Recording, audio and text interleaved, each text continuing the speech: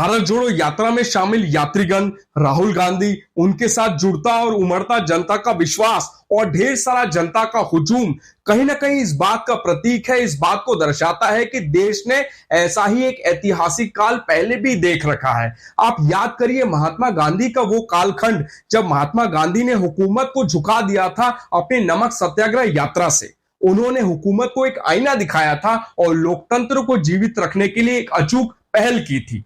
ना ही वो यात्रा आसान थी और ना ही राहुल गांधी की यात्रा आसान थी। कहीं ना कहीं 2 महीने पहले की ही बात है जब आपने देखा होगा कि गोदी मीडिया लगातार राहुल गांधी को पप्पू साबित करने के लिए एड़ी चोटी का जोर लगा रही थी। राहुल गांधी को शहजादा करार दे दिया गया था। राहुल गांधी को यह भी तक कहा गया था कि ये क्या यात्रा करेगा, अरे ये तो 4 दिन चलेगा और थक हार के फिर अपने बिस्तर पे लेट जाएगा, अरे ये तो शहजादा है, इसको तो छुट्टी मनाने के लिए विदेश जाना होता है, थाईलैंड जाना होता है, ये क्या पद यात्रा करेगा, ये सब नौटंकी है, सिर्फ ड्रामेबाजी है मीडिया में बने रहने के लिए। आज राहुल गांधी ने अपनी यात्रा को साबित कर दिया है। राहुल गांधी ने कन्याकुमारी से कश्मीर तक चलने की जो संकल्पना ली है, ऐसे दृढ़ संकल्प को देखकर मानो बीजेपी के छाती पर सांप लौटता हुआ दिखाई दे रहा है। भारत जोड़ो यात्रा की कामयाबी के लिए राहुल गांधी ने एड़ी चोटी का जोर लगा दिया है और एक जुझारूपन दिखाया है। ऐसे जुझारूपन को देख के मानो ये लगता है कि गांधी वापस आ गया है। चाहे आप किसी भी विचारधारा से जुड़े हो, लेकिन ऐसी कपकपाती ठंडी में ऐसे एक व्यक्ति को परिश्रम करते हुए देख सलामी ठोकने को मन करता है। 30 जनवरी 2023 को कश्मीर में भारत जोड़ो यात्रा के समापन के साथ ही राहुल गांधी अपनी छवि पर उठे कई ऐसे प्रश्नों के उत्तर देते हुए दिखाई देंगे। गोदी मीडिया द्वारा और बीजेपी के छुड़बैये नेताओं द्वारा उठाए गए कई अभद्र प्रश्नों पर भी पूर्ण विराम लगता हुआ दिखाई देगा। साथ ही गोदी मीडिया के एक्सपर्ट और आज तक के गोदी मीडिया सम्राट जो कि न्यूज कम पढ़ते हैं और फिलॉसफी ज्यादा झाड़ते हैं, इन्होंने राहुल गांधी की टी शर्ट पर सवाल उठाए थे और इन्होंने सवाल उठाए थे राहुल गांधी के साथ जो पदयात्री चल रहे हैं उन पर भी कि ये पाकिस्तान सपोर्टर है। भारत जोड़ो यात्रा में पाकिस्तान जिंदाबाद के नारे लगते हैं। भारत जोड़ो यात्रा में जो लोग शामिल हैं वो एंटी हिंदू कृत्य में शामिल है। देखिए इस क्लिप को। और आज राहुल गांधी 52 साल के हो चुके हैं, इसलिए ये तो मानना पड़ेगा कि अब 52 साल के हैं तो पहले से ज्यादा समझदार हो चुके होंगे, उन्हें लोगों की पहचान होगी। तो फिर ऐसा क्यों है कि राहुल गांधी के साथ इस पदयात्रा में एक ही तरह के लोग शामिल हो रहे हैं? वही लोग शामिल हो रहे हैं जो भारतीय सेना का मजाक उड़ाते हैं, वही लोग शामिल हो रहे हैं जो कश्मीर पर हमारे साथ नहीं है, वही लोग शामिल हो रहे हैं जो आतंकवादियों से हमदर्दी रखते हैं, जो नक्सलियों से हमदर्दी रखते हैं। क्या राहुल गांधी इस बात को देख नहीं पा रहे और क्या राहुल गांधी इस बात को समझ नहीं पा रहे कि देश को तोड़ने का सपना देखने वाले यही लोग उनकी भारत जोड़ो यात्रा को कैसे सफल बना सकते हैं? देखा आपने दोगलापन।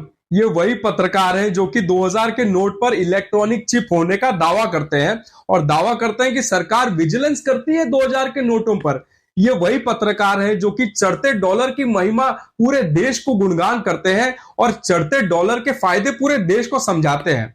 वाह भाई वाह। आइए थोड़ा साहब पे भी ध्यान केंद्रित कर लिया जाए। साहब, आपके पास तो ईडी है, सीबीआई है, पावर है, मैन पावर है, आप तो दुनिया की सबसे बड़ी पार्टी हो। आपके पास इलेक्शन कमीशन है, ईवीएम का सपोर्ट है, पुलिस है, कोर्ट है, आपके पास गोदी मीडिया का पावर है, साथ ही खोखे का पावर भी तो है।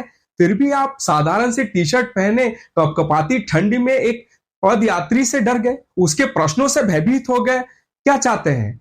आम कैसे खाएं, काट के खाएं या चूस के खाएं? और ये तो वही बात हो गई कि परीक्षा भी आप ही सेट करेंगे, परीक्षा देने भी नहीं जाएंगे और साथ ही चाहते हैं कि परीक्षा में उत्तीर्ण भी हो जाए। वाह रे दोगलापन। इन सब के बीच आइए भारत जोड़ो यात्रा के पहलुओं पर बात कर ली जाए। आइए भारत जोड़ो यात्रा के फायदे और नुकसान पे बात कर ली जाए। आइए बात कर ली जाए कि क्या वो बिंदु है जिन बिंदु के आधार पर हम ये कह सकते हैं कि बीजेपी पे 2024 में राहु का संकट है, राहु के घेरे में बीजेपी आ चुकी है। आइए देखते हैं ये कुछ बिंदु।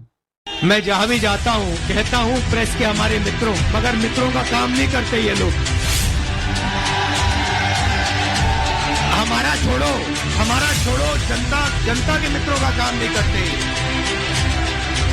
क्योंकि अगर आपके मित्र होते तो आपको देश की सच्चाई दिखाते, बेरोजगारी के बारे में बताते, महंगाई के बारे में बताते, मगर नहीं, ये तो आपको चीता के बारे में बताते हैं। देखो देखो, अफ्रीका से 4 चीता आए हैं, देखो जंगल में घूम रहे हैं। देखो ये भी सवाल पूछा कि क्या चीता हिरन को मारेगा या नहीं। मतलब अफ्रीका का चीता हिंदुस्तान में आकर हिरन को मारना भूल जाएगा। नमस्कार दोस्तों, मेरा नाम है जय सिंह और आप देख रहे हैं द कुर्तेवाला शो। आज द कुर्तेवाला में विषय खास है।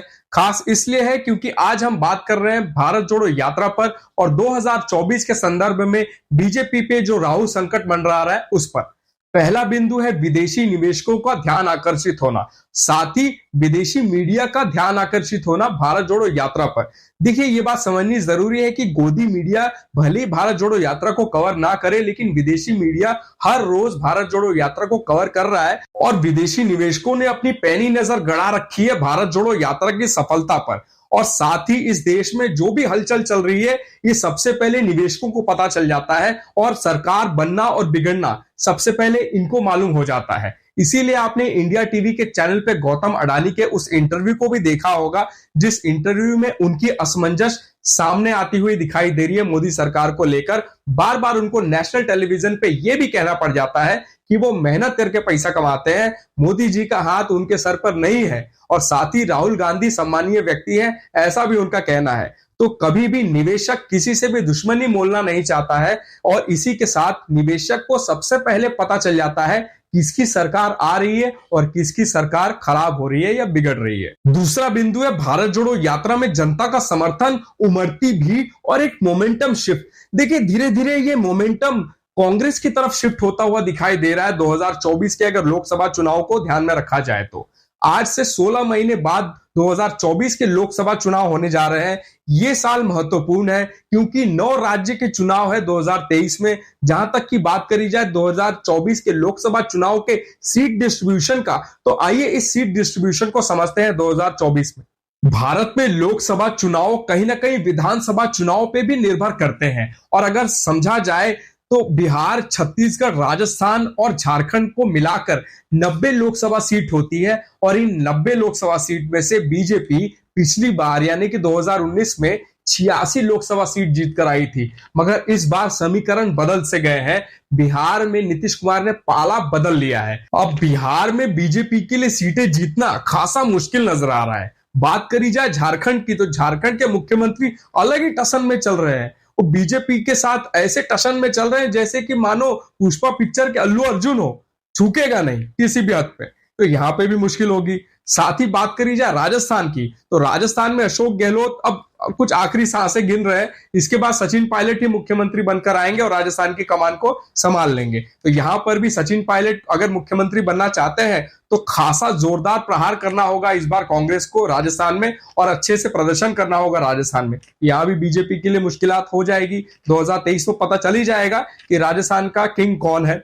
अगर बात करी जाए छत्तीसगढ़ की, तो छत्तीसगढ़ में भूपेश बघेल भी कांग्रेस के एक खासा वरिष्ठ लीडर कहलाए जाते हैं, माने जाते हैं। इनका लोहा कांग्रेस में हर कोई मानता है। यहां से भी बीजेपी को सीटें जीतना इतना आसान नहीं होगा। तो इस बार अगर समझा जाए तो 90 लोकसभा सीट में से जहां पिछले बार बीजेपी 86 सीट जीती थी, इस बार बहुत मुश्किल हो जाएगी इन 90 सीटों पर बीजेपी को कुछ सीटें भी जीतना। बात करी जाए यूपी की, जो कि देश में सबसे ज्यादा लोकसभा सीटें दे जाता है, यानी कि 80 सीट। और पिछले बार यानी कि 2019 में बीजेपी का शानदार प्रदर्शन था यूपी में, क्योंकि पिछले बार समाजवादी पार्टी यानी कि अखिलेश सिर्फ 44 सीट जीत पाए थे, लेकिन इस बार 2019 में अखिलेश ने 125 सीटें जीती है विधानसभा में। तो कहीं ना कहीं अच्छा प्रदर्शन भी रहा है समाजवादी पार्टी का। इस बार 80 लोकसभा सीट में से 2024 में बीजेपी को खासा मुश्किल हो जाएगी यूपी में शानदार प्रदर्शन करना। बात करी जाए महाराष्ट्र की, जहां से 48 लोकसभा की सीटें आती हैं,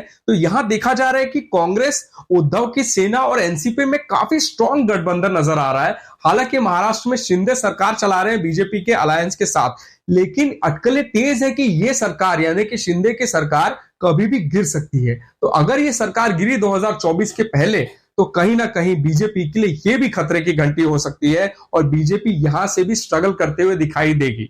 2024 के मद्देनजर बीजेपी पे राहुल संकट का अंतिम बिंदु ये भी है कि काफी इन्फ्लुएंसर्स जुड़ रहे हैं राहुल गांधी के साथ। आपने देखा होगा कमल हसन और कई सेलिब्रिटीज को भारत जोड़ो यात्रा में जुड़ते हुए।